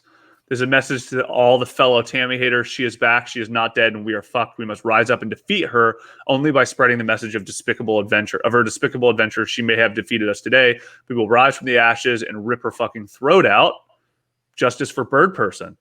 Oh, I see now. Okay, so did you guys follow Rick and Morty at all? So Tammy. All right, so now I understand. So Bird Person and Rick and Morty. So Bird Person was Rick's best friend in Rick and Morty, and I believe on season 2, or maybe season 3, maybe season 1, it ended with them going to a wedding for Bird Person and Tammy. And Tammy was just like one of Summer's friends, right, from high school. So her friend from high school married a Bird Person who was like the leader of some intergalactic whatever. He was like a martial fighter. And they went to the wedding, and then Tammy like essentially, proverbially pulled off her mask, and she was from like intergalactic police force and was trying to arrest Bird Person and Rick on like war crimes. And she ended up killing Bird Person, so she's a traitor. And so that's what this is based on, evidently. But they don't want you to share Rick and Morty content here, so it's a whole bag of worms, if you will. Whoa! Okay, fuck Tammy. Yeah. Fuck Tammy, I guess. So, but I thought that was an odd thing to pop up on the screen. That is. So you follow Fuck Tammy? Here you go. So the top thing, evidently, I do follow Fuck Tammy. I also follow Adult Babies, of course. Oh, I saw this one. Posted 6 hours ago. So comfy. Sorry for everybody who's watching right now. This isn't really explicit, though. Yeah. But that person has really committed to the LARP. So this is an adult. They have a little thing that keeps you from getting out of your room if you're a baby. Oh, well, so, yeah, look at that. So they're committing to the full thing. And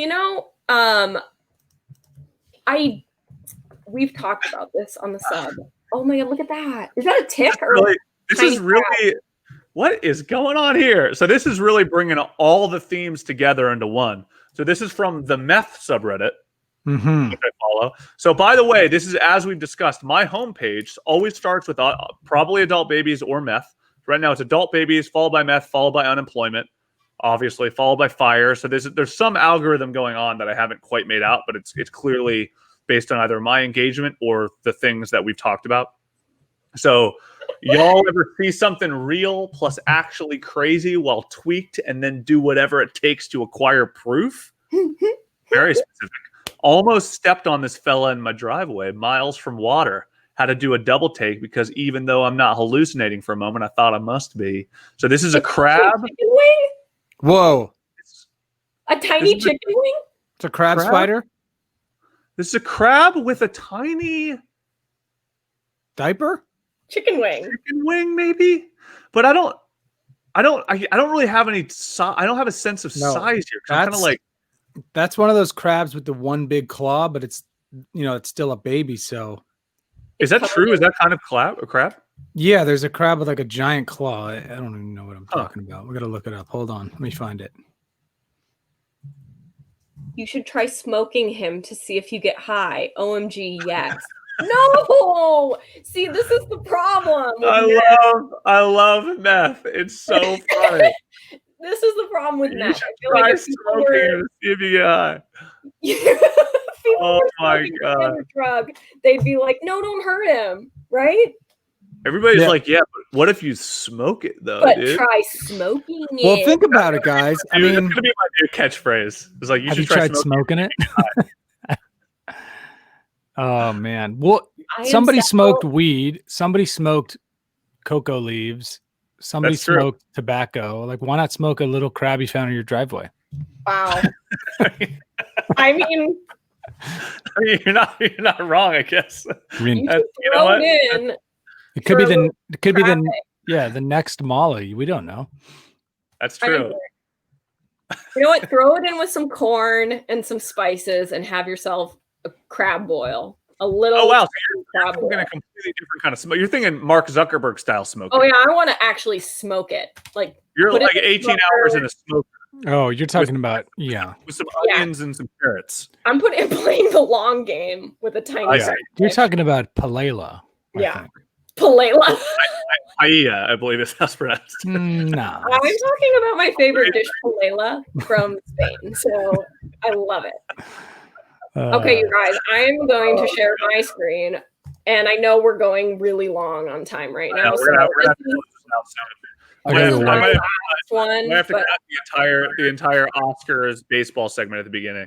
yeah, that's a long one. This is my last one I'll leave you guys with as far as from my front page. It is cryptid dogs. So I like to collect all of the different dog subreddits I can find that are like not expected. So Sure. I've got like we've got unorthodog is like everyone knows unorthodog, but not a lot of people know cryptid dogs. So Sure. a good example of the cryptid dog here is like this like fucking guy. Wow. Like right That's a here. I have like a bad What is it user doing? thing.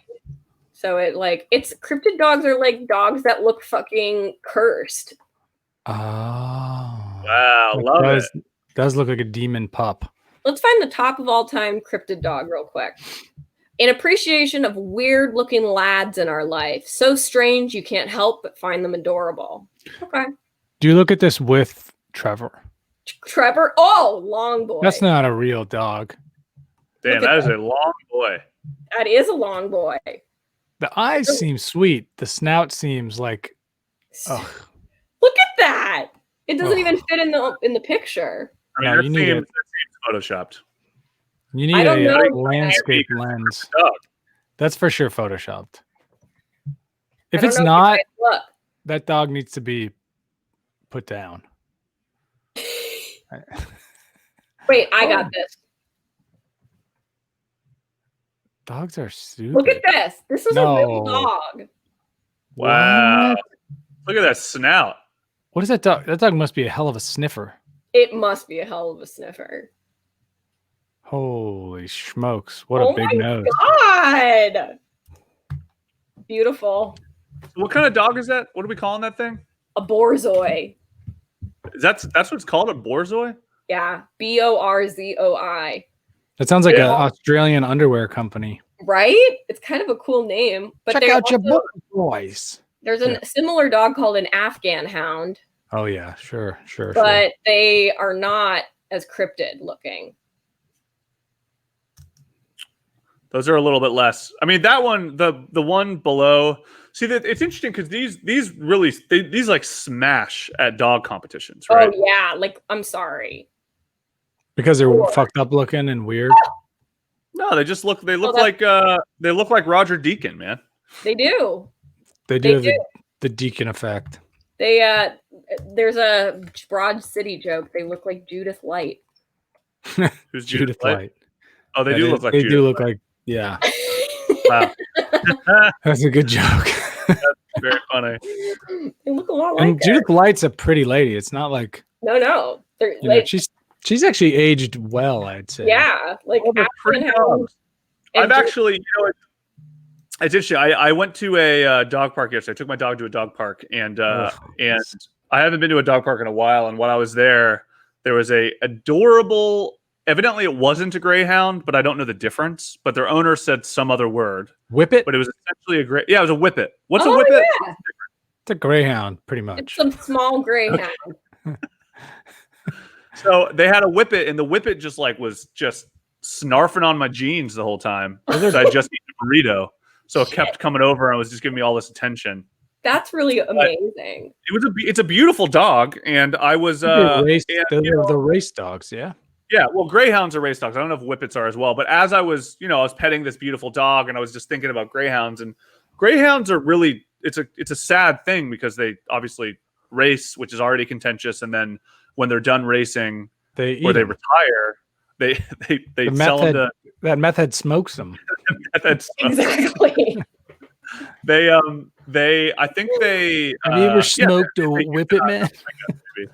But I mean, have you ever done whippets? You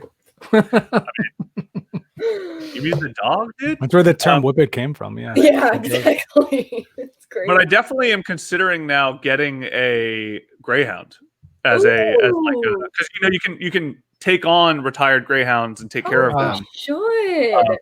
Which sounds really nice, and they evidently they're beautiful, wonderful dogs, and what I'm hearing is that you're getting into dog racing, which I like. Yeah, no, I'm saying I want to get retired. I want to start a seniors retired dog racing federation. Dog racer rescue. So that I can make muchas like fuego. The PGA, yes. PGA Seniors Tour. You know what's really interesting about greyhounds and probably whippets too is that they were bred to be so fast that they have almost zero body fat. So in the winter, even in California, you have to buy them these adorable little pajamas. Love it. So if you Google greyhound pajamas, there used to be someone I worked with at Chiat who had a greyhound, and in the winter she had to do this. You actually have to put them in these onesies. That's really funny. It's kind of funny, but they get so cold otherwise.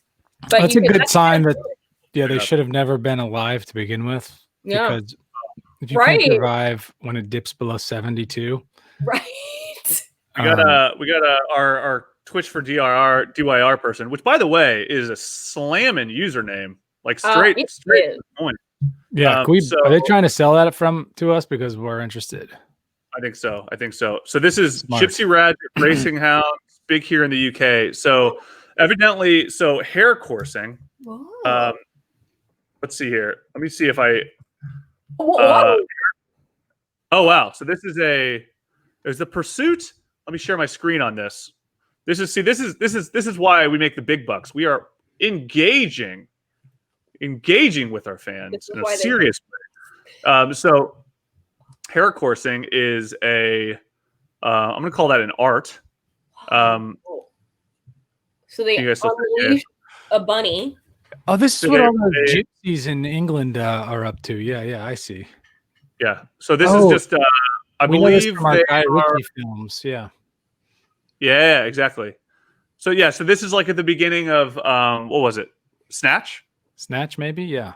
Yeah, when you see the hair racing or hair coursing, and then like they lose the caravan. I think at the beginning of it. So my dog goes to chase this rabbit, and I wonder is it like a 50-50? Who knows who's going to win, or does the dog typically win, or does the rabbit typically win? Yep, exactly. Dags. Oh yeah, Twitch. Like that? You like dags? Yep.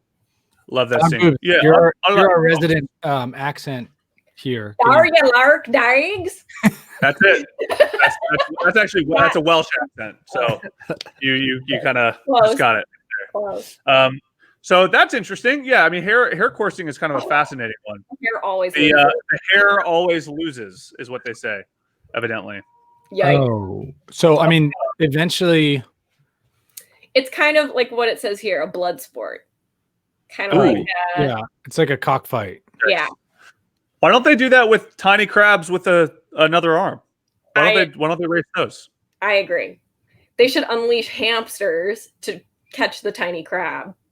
Why don't they just release mosquitoes? Because nobody wants mosquitoes. Thank you. So you just release mosquito. You release. So what you do is you hatch millions of mosquito larvae. I'm listening. And then you release them, and you send out a greyhound to chase them. Yeah. Okay. You guys in? And the greyhound has to run and then just eat the mosquito. Right. And in an open ecosystem, so that it actually kind of raises the stakes because the mosquitoes can then go about the world. Yeah. And then the Greyhound spends its entire life chasing them down. And So it's like an open map excursion for them. They have to be now you're getting world. Now you're getting it. Damn. And we stream it on Cam Girl sites. Wham bam, thank you, Cam. Mosquito fighting. Yeah. Wham, thank you, Cam. Wham bam, thank you, Cam is a link. I don't know how to click this link because obviously we're on StreamYard right now. I think we probably have to do so through Twitch itself. But Wham bam, thank you, Cam is actually a cam site for watching Greyhound racing with mosquito larvae. Wow. Highly specific sport that we're beginning here. Oh my god.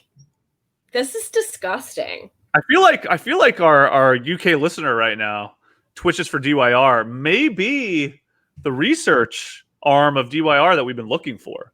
They're just be in the business of supplying right now with the mosquitoes we need to get this off the ground. If you're okay, we're gonna try to broker a deal with you for 51% of the company for you to do the research. Yep. You get 51%. We're bad at negotiating. Well, that's okay. Yeah. All right. Well, I know we have to close this fella out because we're truly approaching Joe Rogan time. Then Twitch is for DYR. So to be honest, I think that this is actually what it's made for. Mm-hmm. All right. Let's end on a couple randoms. Why don't we do the randoms? Close it out like old time's sake. What do I got? Please give me adult babies. Please give me adult babies. Please give me adult babies. Made in Abyss. So Abyss. Program. Okay. I don't know, actually. Let's see here. Let's see if I can break this thing down. Abyss is, let's see here. Made in Abyss. So frequently asked questions. Let's see here. Anime related questions. So this is an anime thing. The movie. Okay, so Made in Abyss is a movie. Mm-hmm. Is it an anime film? Maybe. Made in Abyss. A 3-part movie series includes 2 recap movies. So it's a manga series. Okay, cool. All right, yeah, this is a community for discussing and sharing both Made in Abyss anime and manga content. Damn, I was really hoping that Abyss was a program that helped you make things in anime. Oh, is this going to be? That would be really cool. Work. Okay, it's kind of a cool piece of art, whatever it is. I don't understand any of this, but it's cool. Gosh. I mean, pretty standard for a random. Yeah. A little peek behind the curtain. This is what happens when we click random. We're not making it. We get these things. This is a good one. Self-improvement. Well, this is so. What do we got? What's yours? You're rich and mine will be quick because I also got a random anime. It's Eurichin Bitch Boo. Bitch Boo. It's about an anime called Eurichin Bitch Boo, which is Eurichin Bitch Club, and it's about a teenage boy who goes to an all-boys boarding school where he joins a club, but it's not what he thought it was going to be. Ooh, that picture of that character looks. Oh wait, that's a guy. Reminds me of a lot of 1917. Actually, it's very similar. Yeah, you guys haven't seen it, but yeah. Okay, if you say so. Pretty much exactly that. Yeah. Yeah. All right. What do you got, Fareed? Ooh, Not Tim and Eric. That sounds. Oh, Not Tim and Eric is great. Not Tim and Eric is really good. Share your screen, or I can actually pull that one up because I actually follow Not Tim and Eric. Okay. You're gonna pull it up. So Not Tim and Eric is a. Why don't you explain this fella? Oh, God. I don't know. Let me see here. Oh, you're just hitting it for the first time. So it's things that look like Tim and Eric, and you would assume they're Tim and Eric based on what Tim and Eric is, but is not Tim and Eric. It's like a Not the Onion, maybe, but it's kind of like Not the Onion, but it's like not Tim and Eric. So it feels like it belongs. Everything feels like it belongs in Tim and Eric. But it's earnest. It's real. It's this is great. This is actually a good place to hang out. That's a great place to hang out. I mean, it's honestly insane. Like some of the things that you see here, it just goes to show how specific their style is and how good it actually is. Right? Yeah, it's great. I mean, it's wild. Like Tim and Eric, really, is kind of like the most important comedy voice of our generation. The absurdity of it is so like it's Like- such a what's the word? It's such a like a defining characteristic of the comedy of like this The era. internet. It's the internet. Yeah, internet comedy. Yeah. I mean, it also, yeah, because it is internet comedy. Like it kind of defines internet comedy, and yeah, I mean, this is shot exactly like Tim and Eric. It's so good. That guy. This has Rhett and Link, and Rhett and Link are kind of good at doing this Tim and Eric thing too. So that's obviously them doing it. But Cool. Beautiful stuff. yeah, I mean this video. Have you guys seen this video? This is like the rapping for Jesus. No. Oh my God, this guy. This guy's unbelievable. He's not a great dancer, but is he also an equally not a great rapper? Oh, bless Well, him. he's a this guy's known for like got this really funny evangelical Christian thing that he does, but I don't think it's on purpose. I'm obsessed. Like you've heard him say like Jesus Christ. I think you've probably seen this guy before. He's worth a watch. He's very funny. But anyway, yeah, so this is there we go. Paul Rudd versus Paul Rudd. Cool, silly stuff. All right, Cool, guys, silly I gotta jump out of here. I know we all got to do our respective Hate to have to run. take care of all of our respective children. Yep. Look Unfortunately, at that. can't just hang here all day. That's cool. It's gonna be Police great. Games will release a composite sketch of an accused serial urinator. Fucker. Oh, I look Chef's at all kiss. of my stuffed Beautiful. animal collection. That guy. that's So amazing. cute. He looks like those old stuffed wrestlers. Remember that from the Yes. 90s? He does. Yeah. It's exactly what it looks like. Uh, All right, guys. Well, closing it out. This is Did You Reddit, a weekly podcast / stream on Twitch and Facebook and soon to be YouTube. Thanks for listening. Thanks for Twitch's listening. DYR. Thank Couple you. of you freakers. I know that person's in the UK. So And Timmy B. I know. Pass, the man with the thickest fingers and the Timmy gnarly B-Bass. strings. Bong, Right. bong, bong, bong. But we'll be back probably next week. We are actively trying to work on a new heavy hitter episode. Not to blow our secrets here, but I did reach out to the people at Meth. I haven't heard from any of them yet because they probably think I'm a narc. But I was trying to get hold of them. They got crabs. But we're still considering what the adult babies are. And if you have any suggestions, hit us up. Hi, didyoureddit.com or on our subreddit. Did you Reddit or fucking whatever. Yeah, on if you Twitch. run a kick-ass sub or you're into a certain community like Meth and you want to talk to us, we love to About talk Meth. to you. Yeah. We'd love to talk to you. All right, cool. Well, I will see you guys later. Bye. Bye.